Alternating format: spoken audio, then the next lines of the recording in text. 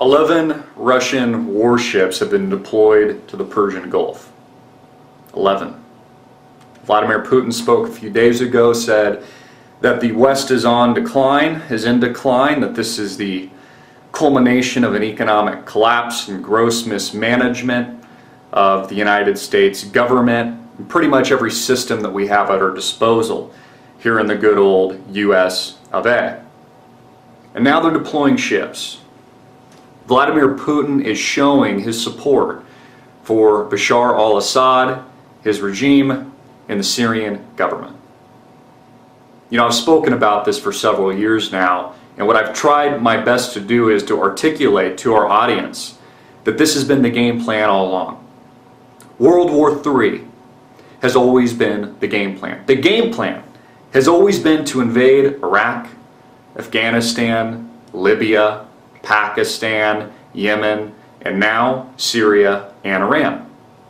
And we're watching and we're seeing world superpowers now maneuver, and this is raising kind of the same feeling and the same fears that we experienced during the Cold War and during the world wars of years past. But the difference this time is that we won World War II. The United States left the rest of the world in Europe in shambles. Remember, we dropped nukes on Hiroshima and Nagasaki, wiped out pretty much a generation or two overseas. That's one of the reasons that the United States of America was able and has been able to grow so disproportionately to the rest of the world. But you see, all of this has come and caught up with us. We are ancient Rome. We have, in the meantime, throughout the past several decades, began imperializing. I guess you could argue we've always done this. We've continued to imperialize what was once the West, what was once the land of the Native Americans that lived here, but we didn't care. No, we just spread disease, took out our guns, and we killed them all. Now we gave them casinos.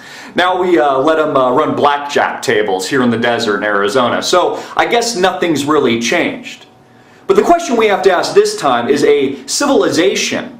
If we are the modern Rome, imperializing the rest of the world, spending into infinity with all of these social programs, and now we are mathematically and unequivocally bankrupt, where do we go from here, America?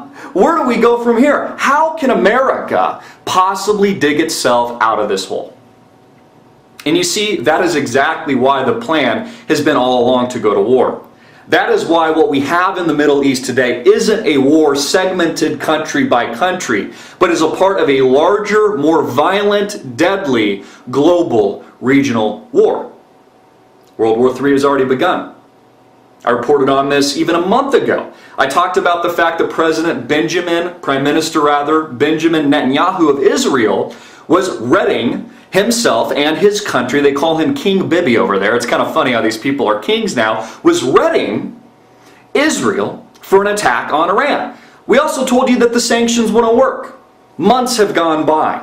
They've implemented the oil embargo. They've crippled the central bank of Iran. They've experienced hyperinflation. Food prices have shot up some 70+%. They've experienced daily hyperinflation of 20+ % a day.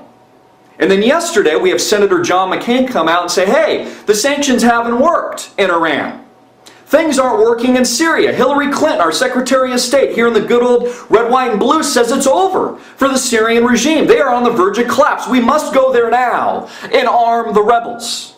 We must go there now and arm the Syrian revolution. Because that's what the United States does. We say that, well, they'll pick a democratic government. Let's arm the opposition and let them kill their own leaders. You see how the United States, how we spread our own terror? You see how there is terrorism? We are the perpetrators of a terrorism overseas. What we're doing in the Middle East, the fact that we are occupying these foreign lands, this is where we are today. So when you read major headlines that Vladimir Putin just sent 11 warships, 11 Russian warships to Syria, the red flags and the alert signs should be going up and should be flashing red lights. This is war. This is global war. The superpowers are emerging, positioning themselves in the chess game of war. And what is the human cost to all this going to be? how many lives are going to be lost? Senator McCain asked this. He said, how many more people have to die in Syria before we do something?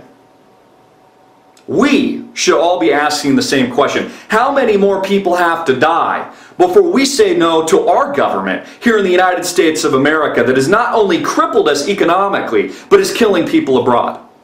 Killing millions of people dead in Iraq and Afghanistan since we have started the intervention and our interventionist effort of occupying the Middle East for their gold, their black gold, their blood money, their oil.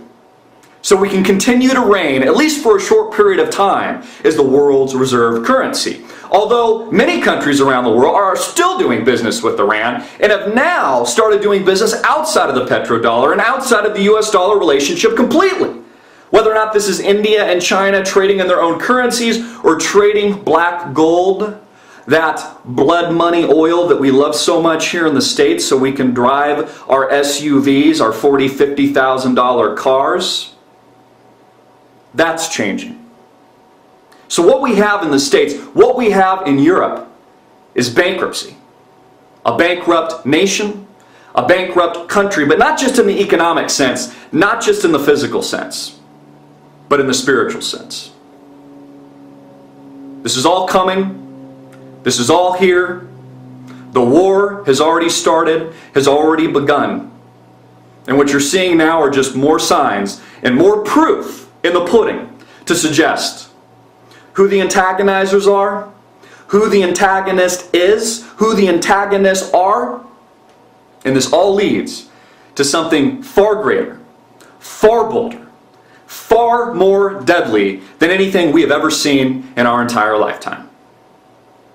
I'm Christopher Green. You've been watching Green Wave TV, alternative media television, and I just deliver the Daily Wave. Hard-hitting and in your face, America.